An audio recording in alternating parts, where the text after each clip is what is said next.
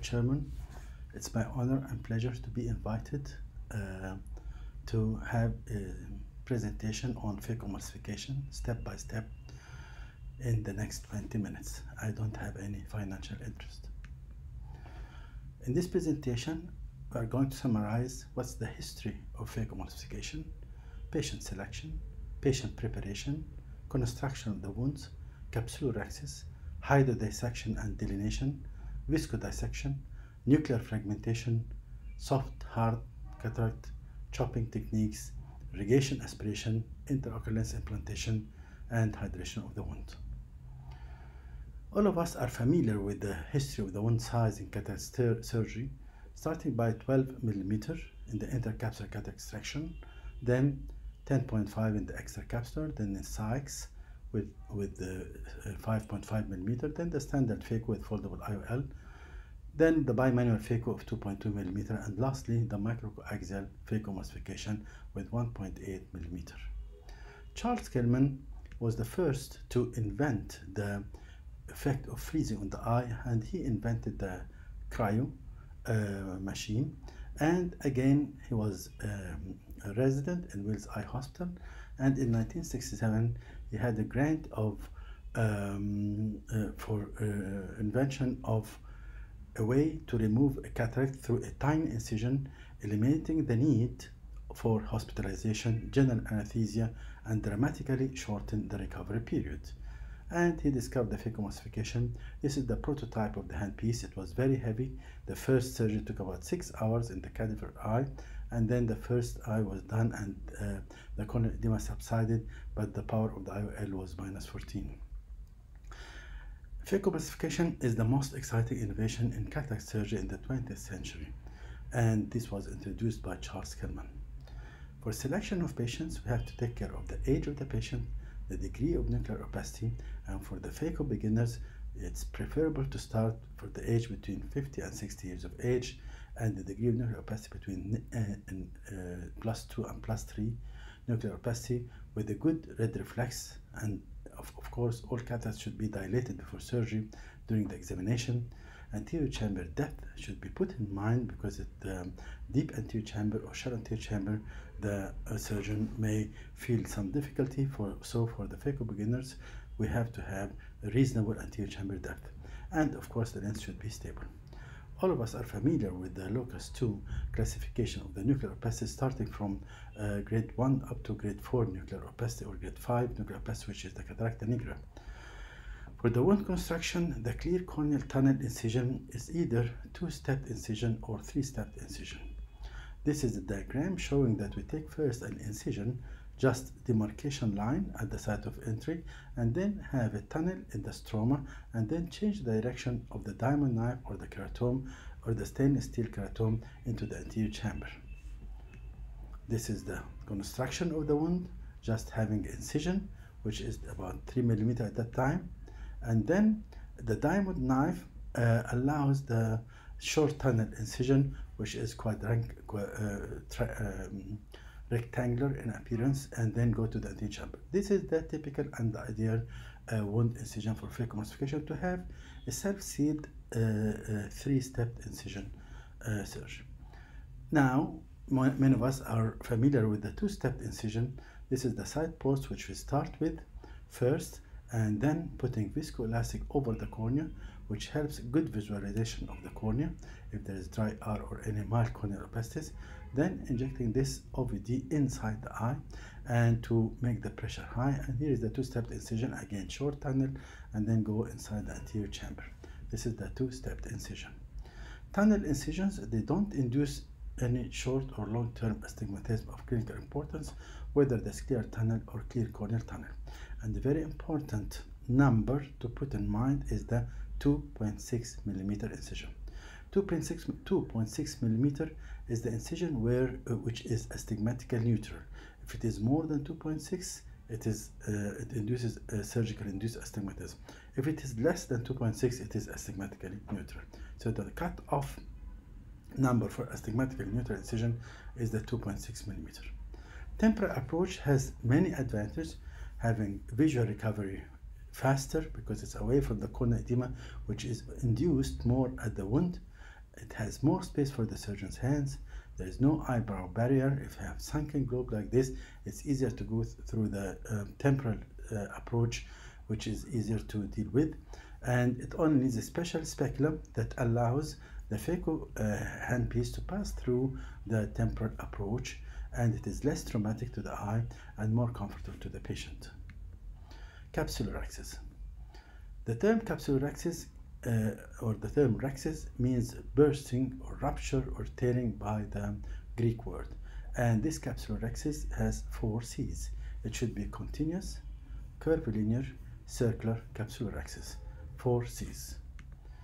Prerequisites for capsular axis: you have to have some red reflex or to stain the anterior capsule, well-dilated pupil, normal depth of anterior chamber, enough viscoelastics, stable lens, and in adults it's easier to start than in children. No capsular axis, no phaco emulsification. If you didn't do capsular axis, no phaco emulsification. No capsular axis, no phaco emulsification. There are different techniques of capsular axis. Prefers to prepare your insulin needle to be like a SATU instrument to allow to put it inside the eyeball. Then doing capsular axis with the insulin needle only. Many surgeons are familiar with this. First, magnify. This magnification is very important. Then focus on the anterior capsule and have a good red reflex. Start from the middle, having the flap. This flap all of the time should be back on the lens surface. All of the time pull from the hinge between the flap and the original capsule, and it should be in a rotating manner to create this rhexis. Be sure that it ended properly from outside to inside. Also, it could be done with the capsular axis forceps, which is special forceps. After taking the incision in the anterior capsule, this capsular axis forceps could be introduced through 2.2 millimeter. It needs some relative manipulations. The same way, it's relatively easier than the SATU. And again, as you see here, once you have the flap, the second hand acts as with the spatula. Here, you hold from this point, which is the point from the base of the flap and the edge of the capsule, in a shearing force or rotatory manner. This is one of the most difficult areas behind the capsule. If you feel that it starts to go away, stop, inject viscoelastic, and again hold from the hinge between the capsule and the base and pull centripetal. You see the direction of pulling? It is centripetal to change the direction of the capsular axis. Again, we can do the capsular axis with the micro-incision capsular axis forceps, which is very helpful, especially in the children's lenses which have very tough and elastic capsule. After having the starting capsule edge, then with the capsular axis forceps, you can pull again in the same direction. It's even easier and faster, and it can pass through the 2.2 millimeter incision easily with completing of the rhexis in a circular, curvilinear, continuous manner. Sometimes you start with the SATU or with the insulin needle, but you feel that the rhexis is starting to be far away, or you are not controlling, or it is very friable rhexis with multiple edges. Here, in order to have a good rhexis, preferable to go out and have the capsular axis forceps, which is more controllable and easier to follow, and to do your capsular axis as usual in a circular manner. And this, as we said before, the spatula in the second hand, which helps completing the rhexis. If you have a radial tear, you have to change the direction to centripetal direction. Let's see what happens in a case like this. After staining with tetrapan blue, we started the rhexis in a mature cataract, and here, as you see, it was straightforward, and at this point you feel that the rhexis started to migrate out. Once start migrate out, return the flap back, inject OVDs, viscoelastic, whether cohesive or dispersive, and with the capsular axis forceps, see the direction. It is 180 degrees against the side of the direction of the tear. So if you have a radial tear, you have to change the direction 180 degrees. Again, you are pulling in the direction of 180 degrees against the tear, which changes the direction of the capsular axis, and then you can continue as usual, taking care. In some cases, if you have a hypermature cataract, you may face the Argentina flag sign, and in this case, for the beginners, our advice is to convert, but if you can complete the Axis, you can continue Phaco if you have soft nucleus. As you see here, the nucleus is very hard, it is nearly black cataract, and the capsular Axis now is totally completed. Infantile capsule, make it very small and always centripetal. Capsular stains, we started in 1997 or 1998 with the gentian violet, which was prepared from the pharmacy, but in aqueous, not in alcohol, and autoclaved, and we used for a long time till the discovery of the trypan blue, which is less toxic to the endothelium, and methylene blue is the most toxic. And we had the research on the different types of stains, and we found that the trypan blue is the least toxic, followed by the gentian violet, and the most toxic is methylene blue. This is one of the first cases, or maybe the first case, of staining the gentian violet, and you see here that the stain is in violet, not in blue, because of the gentian violet. And of course the quality of the video is not so good because it is a very old video, but you see again that the staining of the endothelial side of the capsule, it's more staining because the cells are present on the endothelial side and not the epithelium. The capsular stains, simply, this is a patient of 35 years old with a mature cataract, and after cross-linking, and cross-linking, even if you cross-link the lens, it will become hard.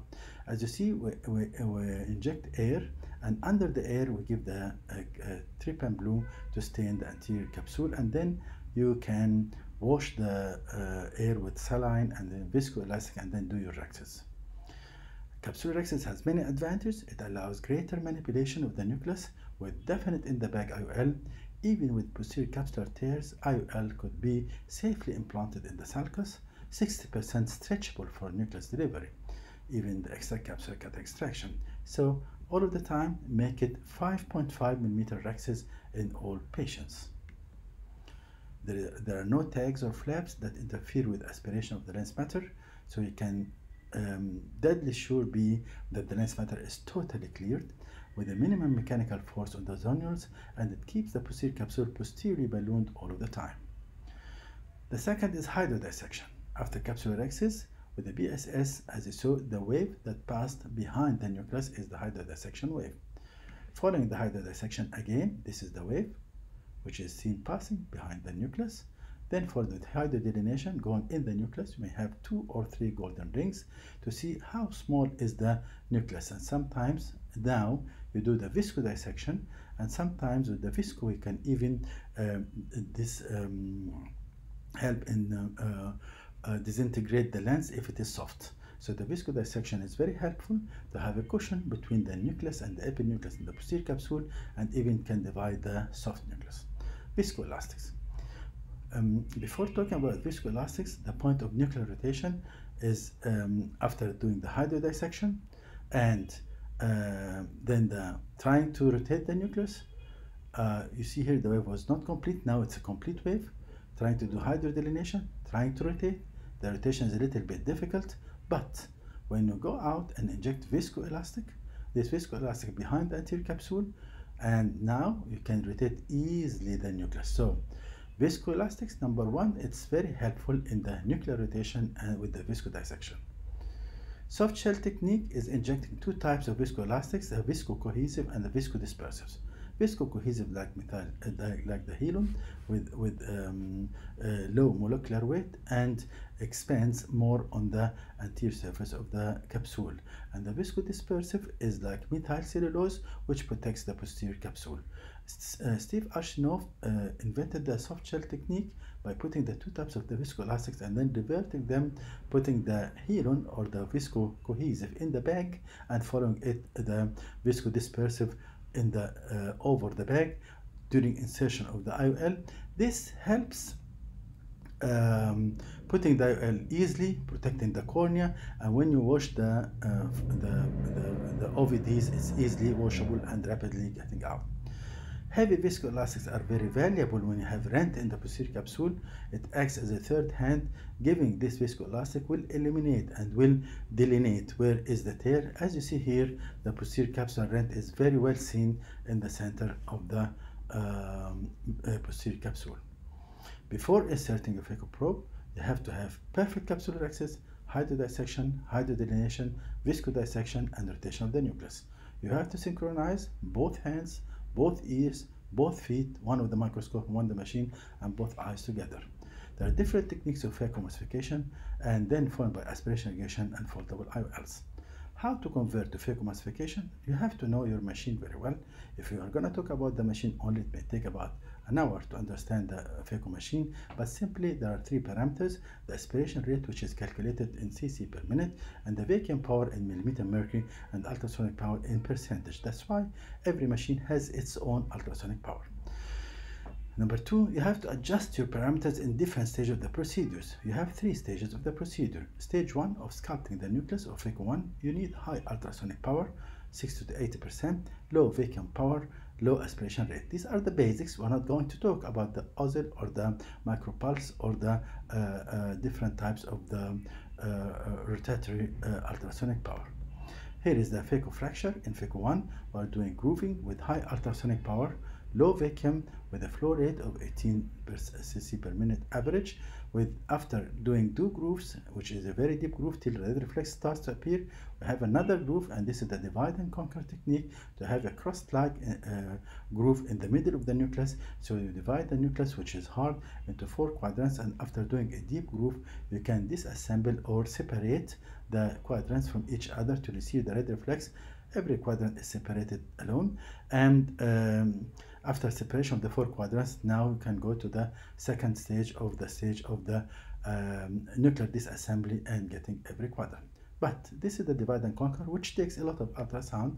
It's easier to do phaco chopping, and this chopping is an easy technique that decreases the amount of the ultrasonic power, and with increased vacuum, it depends more on the vacuum than the ultrasonic power, and it has less effect on the corneal edema. The second stage, or stage of mobilization of the lens fragments, which is Phaco 2, where you increase the vacuum power to up to even 400 millimeter mercury, and you work in the security zone and decrease the ultrasonic power to 30 to 40%. And here is Phaco 2. After the disassembly, decrease the ultrasound, increase the vacuum with a low flow, and every quadrant is taken and occlude the Phaco tip with the nuclear fragment, and after occlusion you can induce the ultrasound. So start with the occlusion with high vacuum, and after the occlusion divide it with the chopper or with your second hand into small pieces and get the lens matter out. The stage 3, or the removal of the epinucleus, or Phaco 3, where you don't have any ultrasound, with high flow rate and vacuum about 125. Here is no ultrasound. You remove the epinucleus, high vacuum and high flow, so you remove the whole epinucleus and only you have the lens matter behind. Irrigation aspiration is a removal of the lens matter with like the Simcoe cannula, and even if you hold the posterior capsule, there is no problem, because holding the posterior capsule does not cut it, but pulling the posterior capsule is the thing which cuts it. Manual IOL insertion. This was again an old video with intraocular lens folded and inserted through the 3mm with the forceps, and after unfolding the IOL, it's put inside the bag, and the haptics, it was a high myope with low power IOL, putting the haptics inside the bag, and thus the surgery was finished. But it's easier now to do the echo insertion while having the irrigating solution from one side, and you insert the IOL under the BSS through the injector through 1.8 or 2mm incision, and then putting the IOL inside the bag. This will prevent the increase of the intraocular pressure after the surgery. Hydration of the wound, it's a final step which is essential to close the wounds and to make the pressure high. In conclusion, phacoemulsification has a deep learning curve. Observation, assistance, supervision are mandatory for beginners. Capsular axis is the most important step in phacoemulsification, and step-by-step conversion is essential for successful surgery. Thank you very much for your attention, and if you need the presentation with all its videos, it's available on my email with my pleasure. And thanks again for all the organizing committee for allowing me to give this presentation. Thank you.